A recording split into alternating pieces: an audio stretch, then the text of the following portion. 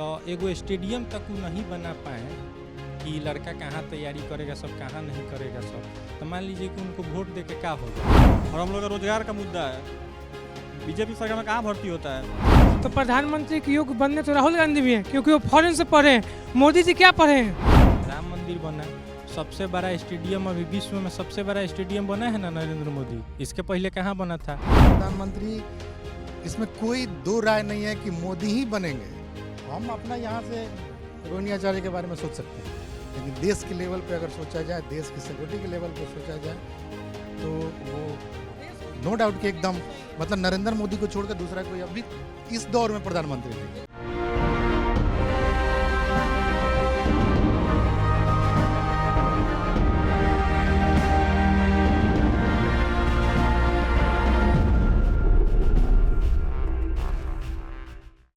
2024 का लोकसभा चुनाव और हम आप पहुंचे हैं सारण में। सारण लोकसभा सीट पर पूरी तरह से हलचल मची हुई है। नमस्कार, आप देख रहे हैं कैपिटल टीवी और मैं हूं आपके साथ कुमार अभिषेक।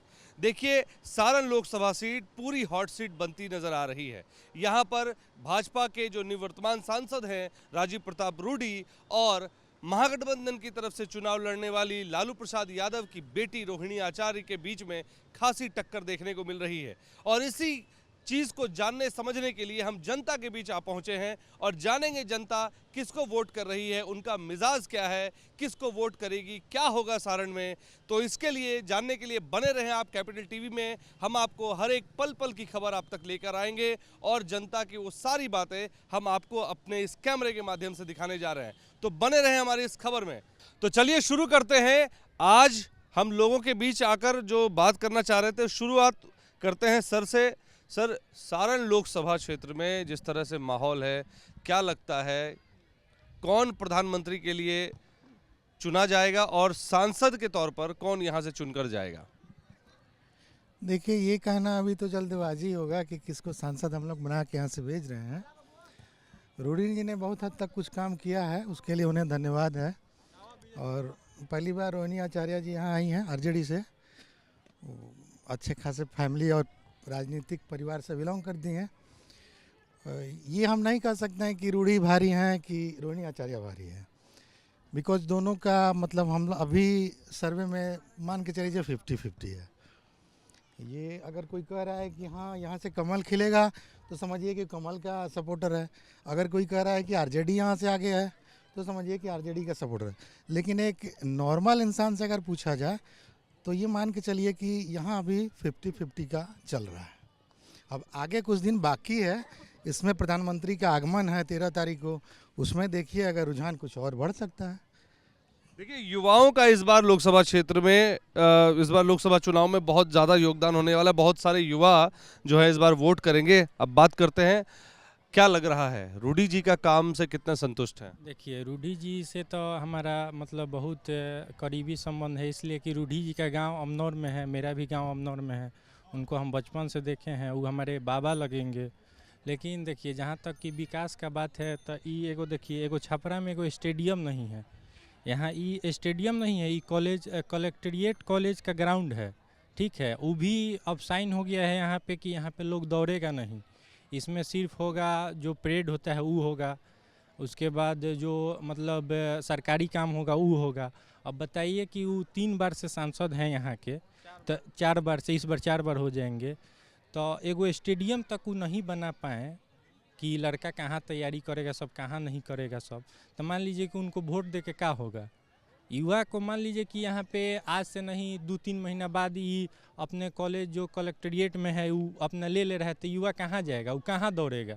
रोड पे तो नहीं ना दौड़ेगा, किसी के मतलब ग्राउंड में जाके दौड़ेगा। तो वो भी ये है, आप दिखाइए एक बार कि कैसा ग्राउंड का हाल है। इसी पे तो आदमी मजबूर है दौड़ने के लिए। यहाँ पे ना बालू है, ना कुछ है, ना कुछ है, का इस पे दिया जाए उनको वोट।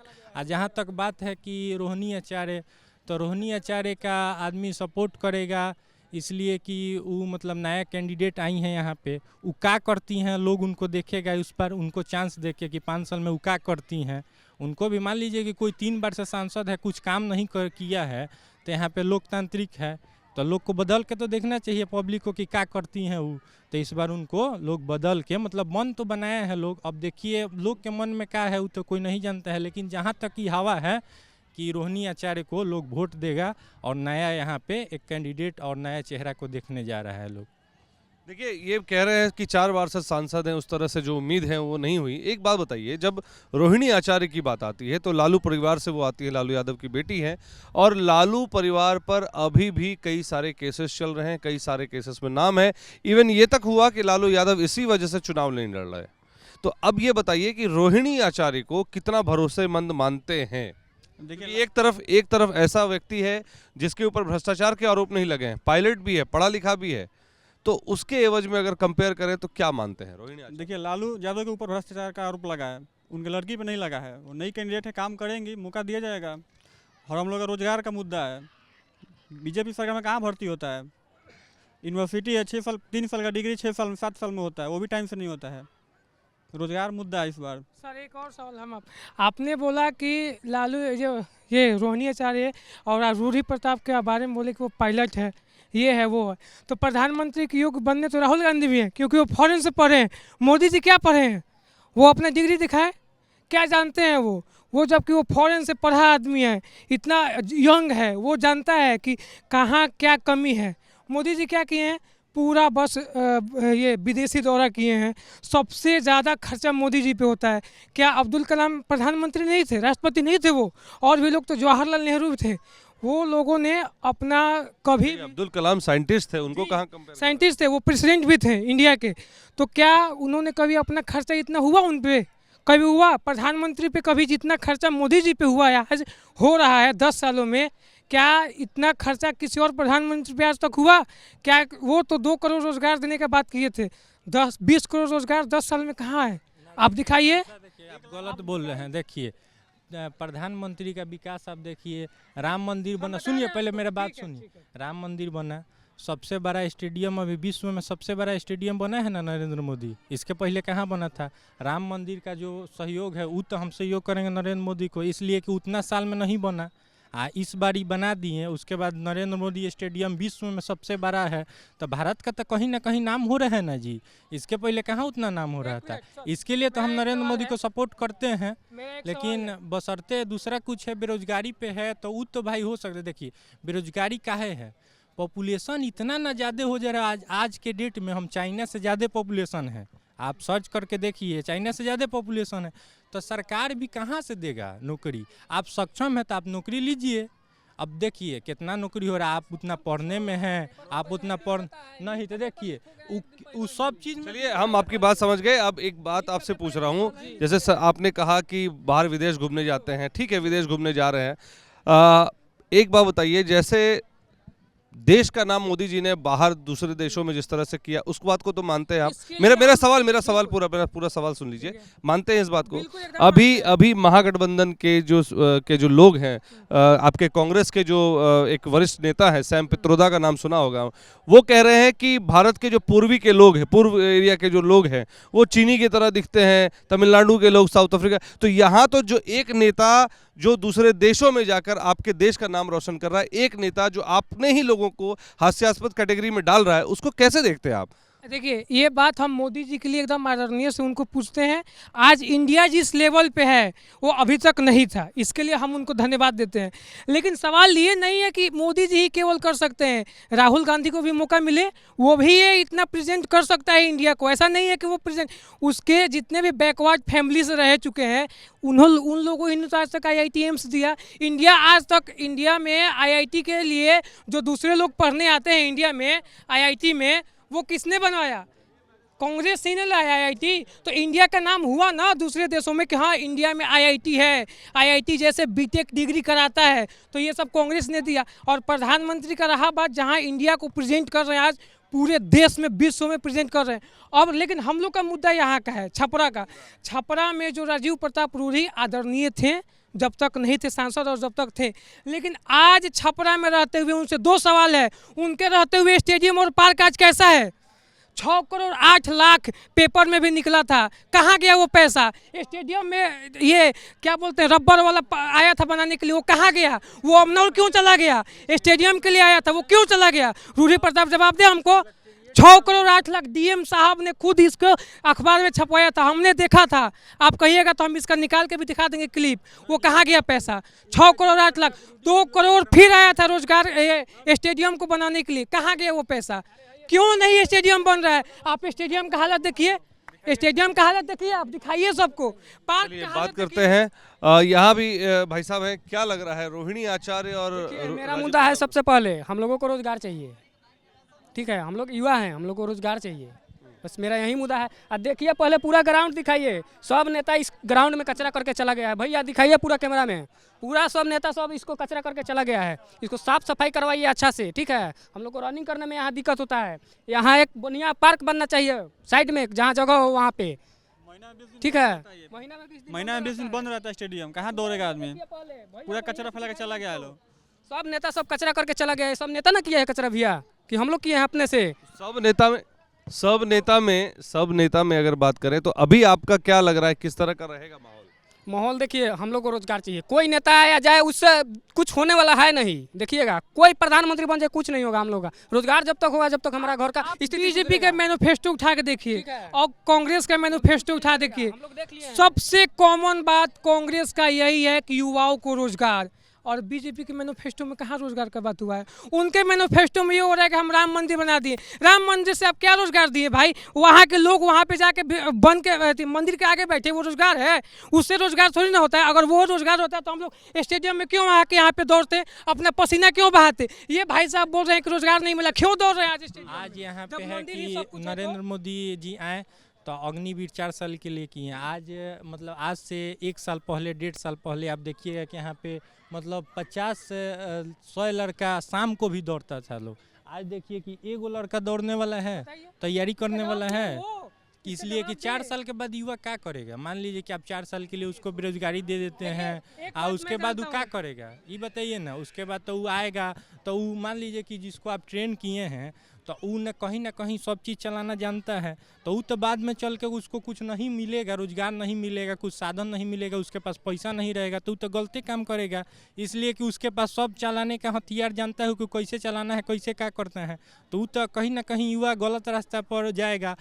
एगो बात और है कि आर्मी का एज है 21 साल और उसमें 20.5 कर दिया है लोग, और अभी हम 20 साल के हैं और 3 बार दे चुके हैं, ठीक है। आर्मी का 2 बार, अग्निवीर में 1 बार, ऐसे इस बार भी रिजल्ट आएगा।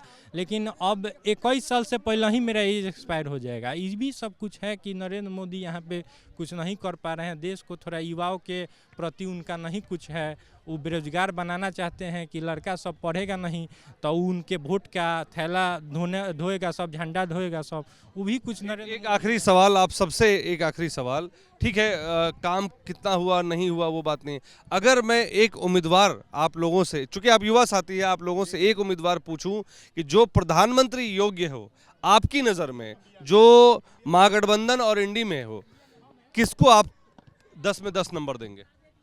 अच्छा, पूरे मैं ओवरऑल की बात कर रहा हूँ, मैं ऐसा नहीं है कि मैं किसी पार्टी को विशेष तौर पे कह रहा हूँ, मैं ओवरऑल आपसे जानकारी चाहता हूँ कि ओवरऑल अगर आप चुनना चाहते तो किसको चुनते, जो आपको लग रहा है कि नहीं ये सक्षम है करने में? सचिन पायलट को हम लोग चुनते हैं। अगर इंडिया अलायंस में अगर देखा जाता है प्रधानमंत्री के लिए तो हम सचिन पायलट को राहुल गांधी नहीं आपको लगता है योग्य उम्मीदवार है? योग्य उम्मीदवार है। अब पूछे कि मतलब महागठबंधन में आप किसको चुनना चाहते हैं तो हम सचिन पायलट को चुनना चाहते थे। क्या भैया, क्या लग रहा है? जी मोदी सरकार को। मोदी जी को। जी। आपको क्या लग रहा है? योगी जी। योगी जी। हाँ। आप? तेजस्वी यादव। तेजस्वी यादव। आप? तेजस्वी यादव। तेजस्वी यादव। आप? हम चुनेंगे राहुल गांधी को। राहुल गांधी को इसलिए चुनेंगे, देखिए हम हैं, हम जानते हैं, हम अगर पढ़े लिखे हैं, अगर हम 10 में 9 नंबर लाएंगे तब हमारा क्लास में पहचान होगा कि हाँ ये बंदा योग्य है। तो राहुल गांधी पढ़ा लिखा है, अगर उसको सीट मिलता है तो वो अपना रिप्रेजेंटेशन देगा इंडिया के सामने, 100% देगा। जब उसको मौका ही नहीं मिलेगा तो वो कहाँ से कोई उसको बारे में जानेगा? कैसे जान सकता है कि वो कितना पढ़ा लिखा है, क्या कर सकता है इंडिया के लिए? वो उम्मीदवार है। विपक्ष के नेता हैं, 2-3 बार चुनाव लड़ चुके हैं, केरल से भी लड़ चुके हैं, अब वहां भी सीट छोड़ के फिर अमेठी की बात बात आ रही है, वहां से क्यों ये भागा दौड़ी? तो फिर मौका तो उनको दिया गया, क्यों वो छोड़ के आ जा रहे हैं? मौका दिया गया, लेकिन राहुल गांधी जो पहले अपने आप में जब represent आप कर रहे सांसद के तौर पर वहां उस सीट को छोड़ के आ रहे हैं, तो क्या गारंटी है कि आप प्रधानमंत्री के पद को संभाल पाएंगे? मेरा सवाल ये है। ये सवाल है, आपका जवाब हम देते हैं। देखिए, बचपन में लोग होते हैं वो समझदार नहीं होते, वैसे ही सेम केस राहुल गांधी के साथ था। आप उनको बचपन में 50 साल के हैं भाई। सुनिए मेरा बात, 55 साल के हैं। नहीं, राहुल गांधी जब पहले थे, आज के 10 साल पहले, वो अपने आप में कुछ नहीं थे, बिल्कुल नहीं थे। वो उनको लग रहा था कि कांग्रेस मेरे बाप दादा का राज है, वो चल रहा था, आसानी से चल रहा था। उनको लग रहा था कि सब चल जाएगा, मेरे से भी चल जाएगा। लेकिन वो 10 साल से कुछ नहीं थे, लेकिन आज वो समझ चुके हैं कि अगर पार्टी को चलाना है तो उस लायक बनना पड़ेगा, योग्य बनना पड़ेगा। तो आज वो सीट के पे बैठने लायक हो चुके हैं, हकदार बन चुके हैं पीएम के। वो इंडिया को रिप्रेजेंट कर सकते हैं। मोदी जी को मौका दिया गया, उन्होंने रिप्रेजेंट किया। हर आदमी को मौका मिलना चाहिए। सरकार हर साल चेंज होना चाहिए। जैसे राजस्थान में चेंज होता है, 5-5 साल पे हर पार्टी आते हैं। जैसे कांग्रेस था, बीजेपी आया, बीजेपी अपना काम करेगा। सबका अपना अपना मुद्दा होता है कि भाई हम रोजगार नहीं देंगे तो कोई हमको कैसे जिताएगा। तो एक बार कांग्रेस को लोग दे, युवा को आप रोजगार तो यहाँ के मिलेगा। स्थानीय हैं। सर आप भी आ जाइए थोड़ा, आप लोग तो स्थानीय हैं। एक चीज़ मैं आप लोगों से समझना चाह रहा हूँ, समझने के लिए आया हूँ कि कहा जाता है कि रोहिणी आचार्य जिस तरह से लालू परिवार की से आती हैं, और जब उनका नाम आता है तो 70-80 का दशक याद आने लगता है कि गुंडा राज और बाहुबली राज जिसको बोलते हैं, और क्राइम का वो पूरा सामने, आंखों के सामने आ जाता है, तो वो इतिहास आ जाता है। तो ये डर अभी भी है? ना, अब नहीं है ये सब कुछ नहीं है। एक राजनीतिक स्टंट अब लोग भरमा रहा है। अब ये जरूरी नहीं है कि हमारा बाप चोर है, हमारा दादा चोर था तो हम भी चोर निकले। हम पढ़ लिख के आगे बढ़ सकते हैं, वही लालू परिवार कर रहा है। रोहिणी आचार्य पढ़े लिखे इंसान है, वो आगे जरूर जाएगी। इस बार नहीं, अगली बार जाए, इसी बार भी जा सकती है, लेकिन जाएगी जरूर। ये सब स्टंट लोग राजनीतिक फैला रहा है कि लालू परिवार आ जाएगा तो फिर से अपहरण चालू हो जाएगा। वो अपहरण, वो मर्डर आज भी होता है, जबकि आरजेडी महागठबंधन जदयू और भाजपा की सरकार है, वो भी चलता है। अभी यूपी में आया है, रिकॉर्ड दिया 273 मर्डर केस। योगी जी के रहते हुए सबसे ज़्यादा रिकॉर्ड आज तक आया है। तो मर्डर हो, चोरी हो, ये तो सबके केस में होता है भाई। ऐसा नहीं है कि किसी में नहीं होता है। यही होता है कि किसी में पूरा उजागर हो गया और यही होता है किसी में बैठ गया। लेकिन अभी 3 दिन पहले का रिपोर्ट आया है, यूपी में सबसे ज़्यादा मर्डर केस का रिपोर्ट आया है, क्राइम सबसे ज़्यादा रिपोर्ट आया है। तो क्या कह सकते हैं, आपकी बीजेपी गलत है? ये मान लिया जाए यूपी में जो एडमिनिस्ट्रेशन चल रहा है वो अभी हमारे भारत के सबसे अच्छे एडमिनिस्ट्रेशन में चल रहा है, ये हम मानेंगे। और आपने थोड़ी देर पहले क्वेश्चन किया कि प्रधानमंत्री के तौर पर, तो प्रधानमंत्री इसमें कोई दो राय नहीं है कि मोदी ही बनेंगे। हम अपना यहाँ से रोहिणी आचार्य के बारे में सोच सकते हैं, लेकिन देश के लेवल पे अगर सोचा जाए, देश की सिक्योरिटी के लेवल पे सोचा जाए, तो वो नो डाउट कि एकदम मतलब नरेंद्र मोदी को छोड़कर दूसरा कोई अभी इस दौर में प्रधानमंत्री नहीं है। अगले बार देखा जाएगा, जोगी होगा या खड़गे होंगे, राहुल गांधी होंगे, सचिन पायलट होंगे। लेकिन इसमें इस 5 साल के अंदर में मोदी को छोड़ के अपने देश को अच्छे ट्रैक पे कोई नहीं ले जा सकता। छपरा में चेंज हो जाए, छपरा में चेंज हो, ये अलग बात है। लेकिन आज हम लोग अपना राय दे रहे हैं कि छपरा में भी मतलब हमारे बिहार के सबसे कांटे की टक्कर अगर कहीं है तो छपरा में है। तो देखिए, लोगों ने अपनी अपनी बातें व्यक्त की, अपनी अपनी बातें रखी। मानना यही है कि मोदी एकमात्र विकल्प है प्रधानमंत्री के तौर पर, लेकिन सारण की जनता यहाँ 50-50 में बात कर रही है कि एक तरफ राजीव प्रताप रूडी हैं और एक तरफ रोहिणी आचार्य। दोनों में कांटे की टक्कर है। एक व्यक्ति 4 बार रह चुका है सांसद और एक को आजमाने की बात यहाँ की जनता कह रही है। आप बने रहें कैपिटल टीवी के इस न्यूज़ के साथ। हम आपके पास और भी खबरें इसी तरह से सारण से लेते आएंगे, आप तक लेके आएंगे और आपको दूसरी जगह पे भी आपको लेके जाएंगे सारण में, जहां पर लोगों की प्रतिक्रियाएं आप तक साझा करेंगे। मैं कैमरा पर्सन विकास के साथ राजेंद्र स्टेडियम सारण से कुमार अभिषेक, धन्यवाद।